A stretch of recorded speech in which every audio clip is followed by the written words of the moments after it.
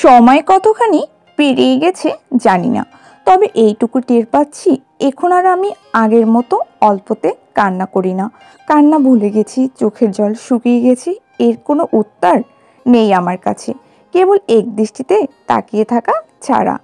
এখানে দৃষ্টিশূন্য নির্দিষ্ট কিছুতে বাধা পড়ে না, নেই কোনো নিষেধাজ্ঞা। যখন ইচ্ছে, যত সময় ইচ্ছে তাকিয়ে থাকা যায়। কি দেখছি, দৃষ্টি কোথায় আটকা পড়েছে এই উত্তরও আমার জানা নেই। কেবল নীরবতা চারদিকে।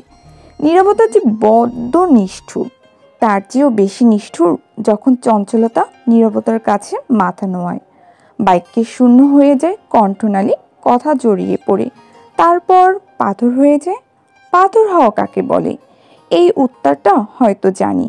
ওই যে যারা কেবল বেঁচে থাকে, যেখানে মন থাকে না, চোখের জল পানি থাকে না, রোদের মতো চিকচিক হাসি থাকে না, প্রজাপতির মতো আনন্দ থাকে না, কিছু না কিছু তো তাদের বুঝিলেও থাকেন। আর তা হলো মিনিটে কয়েকবার দীর্ঘশ্বাস ফেলা। এই হচ্ছে একদম নিষ্ঠুর জীবন।